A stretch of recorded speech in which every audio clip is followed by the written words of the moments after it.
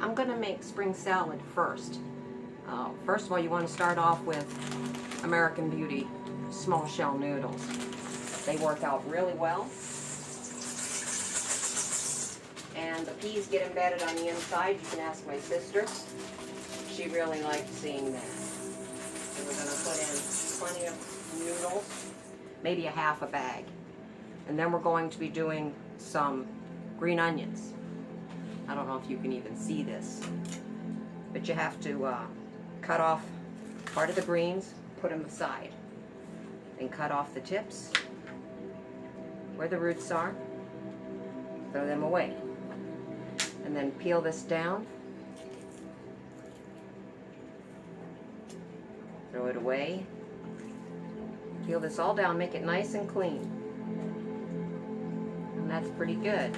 Then we're going to get them all together. We're going to cut them up into little tiny pieces so that it can go all the way through the salad. This was 2 bunches at the store of green onions.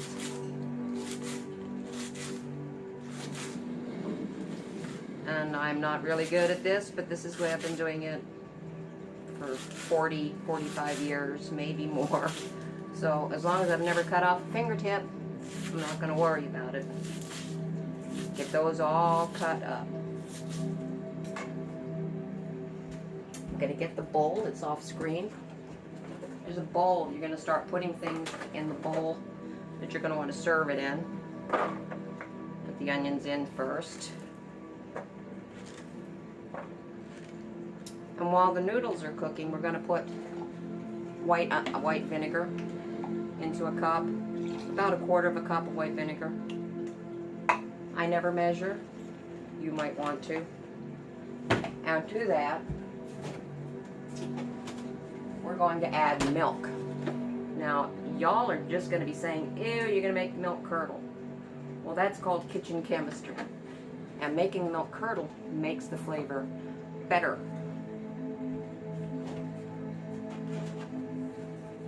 Then I'm going to add a little bit of sugar because we want to just not have that bite so much. So I'm going to add just a little bit of sugar to it. This is a soup spoon, so it's going to be 2 of these soup spoons. I don't know how much that is. You can play with it.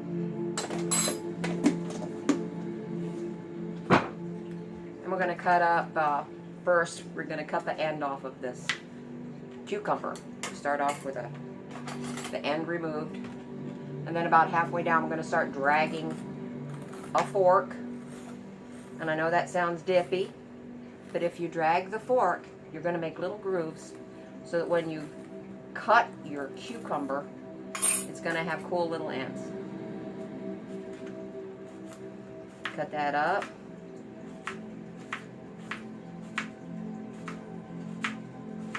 Doesn't have to be even. I never make it even. Maybe I should try to be more efficient. But I'm just going to stack these up. Then I'm going to cut them down the middle. Put them in the bowl.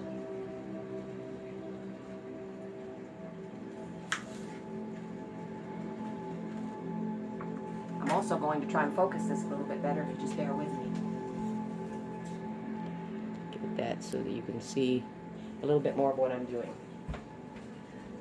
I took the cucumbers, I made the grooves down them, and I cut them in half. Put them in the bowl with the onions.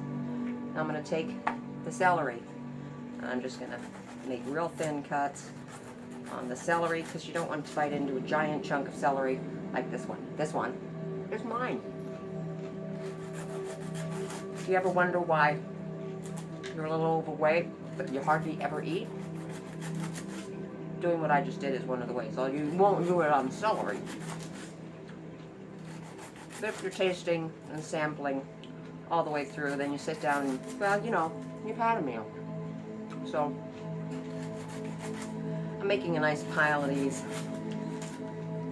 because we don't want it to be a celery salad. We just want a little bit of celery.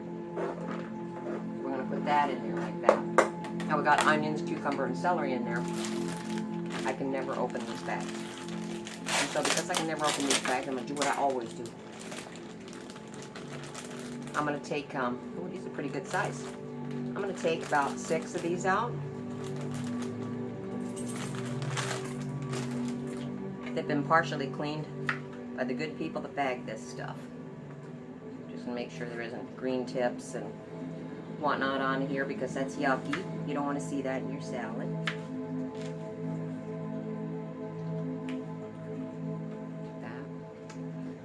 I know this is time consuming. This is why I wasn't sure how long this video was going to be. Just want to make sure everything is nice looking. Then you're going to cut these in half and make pieces of radish. I'm going to put pieces of radish in. And if the end is too big, we'll put it in your mouth.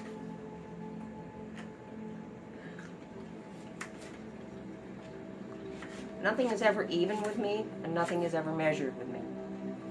I just do what seems right. It's like mixing up cake batter from scratch.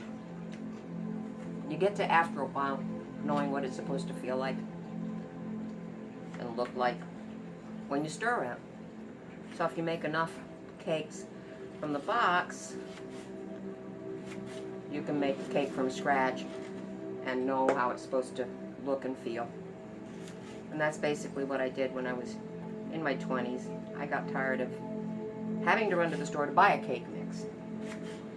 And the last time I ran to the store to buy a cake mix, I read the ingredients. And then I was good to go. I knew what was in there. I just had to figure out the proportions. Because cooking book, what's that, right? I could have found out from cooking book, and there wasn't any internets all those years ago when I was young and faking it. I also figured out how to make pancakes on my own, because what is pancake mix but cake mix? And it's just a different consistency. And really the consistency just depends on you. How thick do you want it? And how high a temperature you're going to have on that bugger. Because if it's too thick and your temperature is too high, you're going to have some of those creepy pancakes that are, you know, strange, with the goo on the inside, sweetened goo on the inside. That's never any good. Okay, so we've got all of those ingredients. Clean this up, put that to one side. The noodles are about done. I'm still waiting on this. I think I might add a little bit more vinegar to that. Get that going and put it near the stove. I'll wait for that.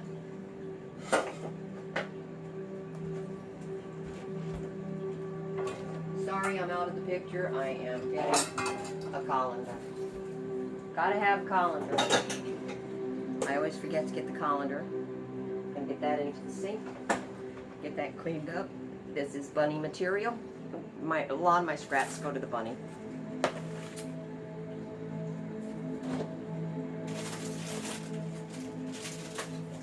You're also going to need these peas.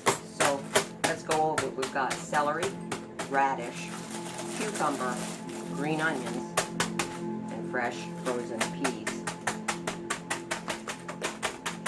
Got to break them up, because God knows they're all lumped together and we don't want lumps. It's a good idea to break them up while they're still in the bag. Let me check on these noodles. They're about there. A couple more minutes for the noodles.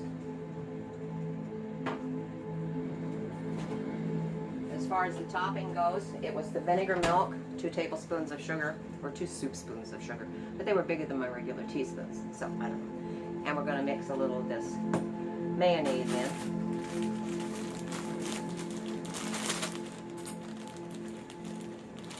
I will be rinsing the noodles, but I won't be rinsing them completely cold, because them going in warm means that my peas will fry.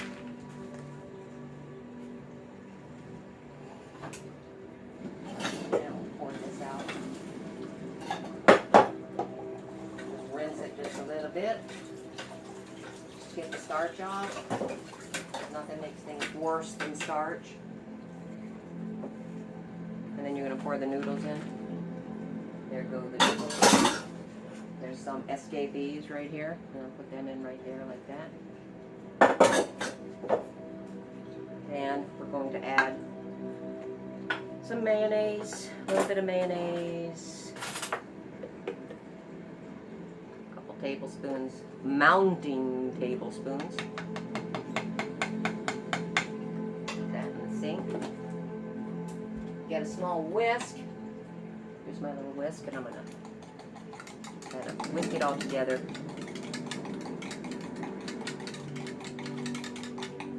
And pour it over your noodles. Clean up your little itty bitty mess. I'm going to get a big spoon and mix this all up. Get the topping all the way through. Get the peas all, and this is how the peas entered the little shells. So Margie, this solves your problem of how do you get the peas in those shells like that? Now they just slip in while you're stirring. And then what I like to do is not refrigerate it just completely right away. I put the lid on and I'll let it sit on the counter until the noodles have completely cooled down before I put it in the refrigerator. And that is spring salad.